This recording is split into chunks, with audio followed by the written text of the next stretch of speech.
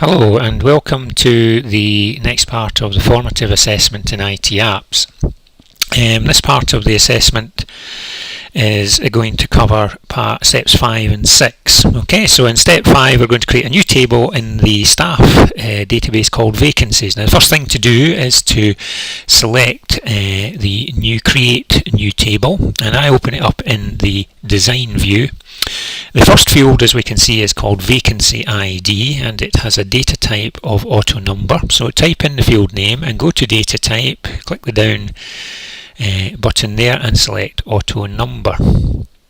Now the second field, and we'll just work our way through each of them, is position, which has a text value. So we're going up there to type in the word position.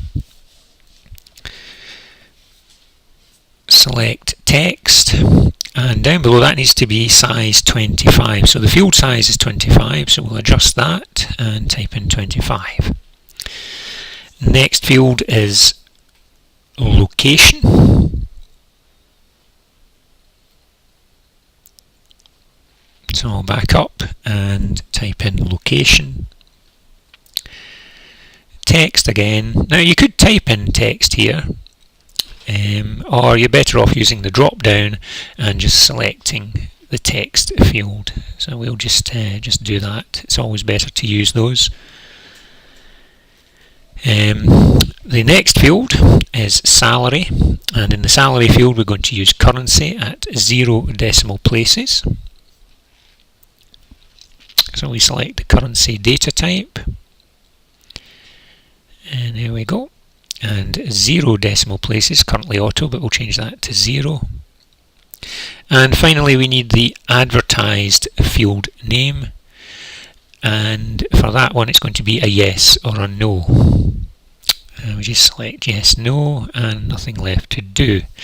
Now once we've done that, we're going to have a quick look at the table from the what they call the dataset view. That will force it to be saved. So at this point you can now click yes and type in the name called vacancies. Okay, once we click on that, it's then going to say it doesn't have a unique primary key. Now that's usually the first field, and you'll notice it's been inserted in there automatically. Now we're now looking at it in the data set view. Over there you can see the vacancies table's been created. Back to the design view, and there you will see that the primary key has been added. So we're all ready to add the data. So adding the records from step 6, we don't need to add vacancy ID because that will automatically be given each time we do it, but we just need to put in the first position, and that's of a sales rep. And then we're going to put Surrey and salary 15,000, and advertised being no, we'll just leave that checkbox blank. So here we go, filling in the details. Now a couple of things with databases at this point as we go on filling out all the details. Databases require the data to be accurate. Now the job of putting data into databases is usually that of a data processor, and data processors are usually employed for their accuracy, because any mistakes here will mean that the database won't perform properly. You'll not be able to search or query correctly. So take great care in typing things out.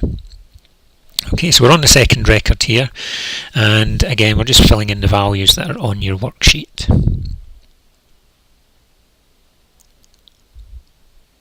Okay, this will just take a couple of minutes to complete.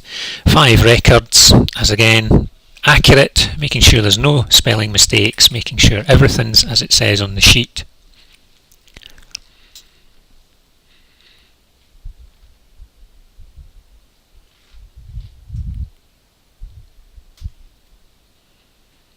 Okay, there's also on the salary field, because it's been set as currency, there is no need to select the pound sign. Just put the number in and it will format it for you.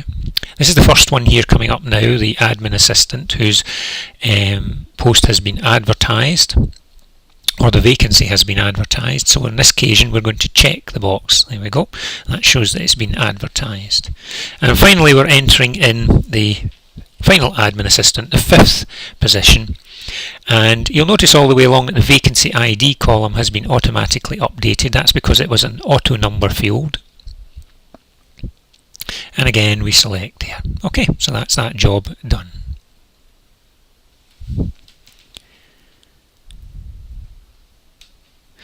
Back again, just looking at the design, just to remind us, datasheet view, 5 records entered, uniquely numbered on the auto number system, check all the data as it should be. Once that's complete, that's the job done.